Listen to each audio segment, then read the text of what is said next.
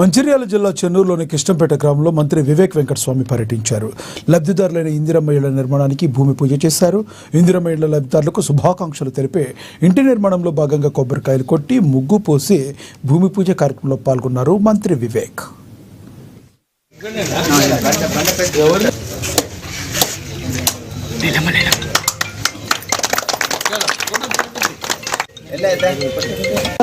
ఇది మంచి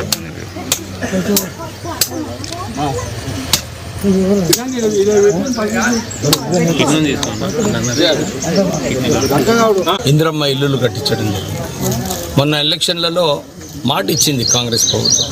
మీకు అందరికీ కూడా ఇందిరమ్మ ఇల్లులు కట్టిస్తామని చెప్పి ఈ చెన్నూరు నియోజకవర్గంలో సుమారు 3,000 మందికి ప్రొసీడింగ్స్ ఇవ్వడం జరిగింది.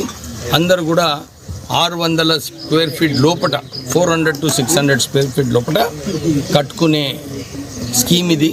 అందరు కూడా అదే స్కీమ్లో 600 స్క్వేర్ ఫీట్ లోపు కట్టుకోవాలని చెప్పి వారికి సూచన ఇవ్వడం జరుగుతుంది. ప్రత్యేకంగా రాష్ట్ర ప్రభుత్వం ఒక నిర్ణయం తీసుకుంది.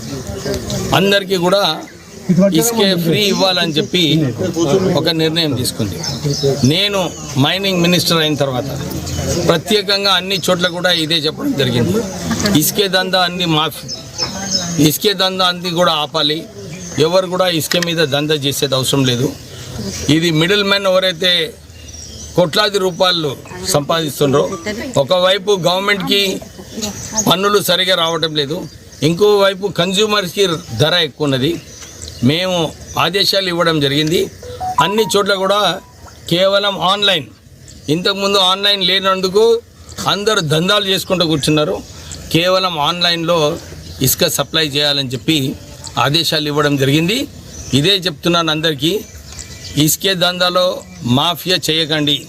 ఎవరైనా ఉంటే వాళ్ళ మీద క్రిమినల్ కేసెస్ పెట్టి పోలీస్ వాళ్ళు చర్యలు తీసుకుంటారు.